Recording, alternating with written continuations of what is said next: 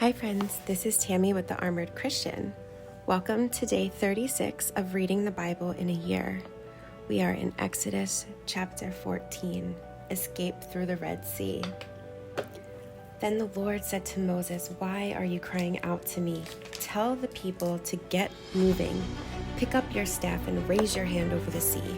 Divide the water so the Israelites can walk through the middle of the sea on dry ground, and I will harden the hearts of the Egyptians, and they will charge in after the Israelites.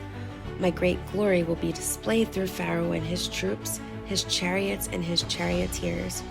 When my glory is displayed through them, all Egypt will see my glory and know that I am the Lord."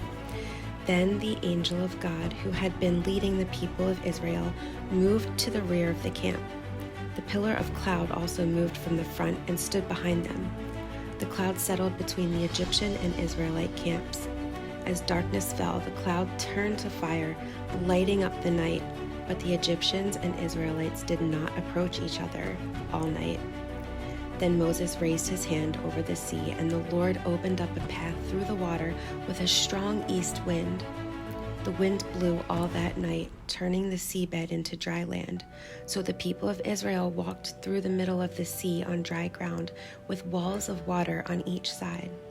Then the Egyptians, all of Pharaoh's horses, chariots, and charioteers, chased them into the middle of the sea. But just before dawn, the Lord looked down on the Egyptian army from the pillar of fire and cloud, and he threw their forces into total confusion.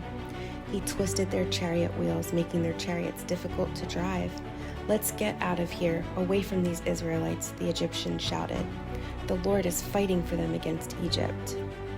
When all the Israelites had reached the other side, the Lord said to Moses, "Raise your hand over the sea again. Then the waters will rush back and cover the Egyptians and their chariots and charioteers."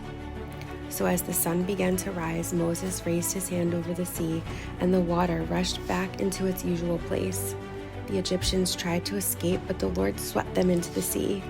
Then the waters returned and covered all the chariots and charioteers, the entire army of Pharaoh.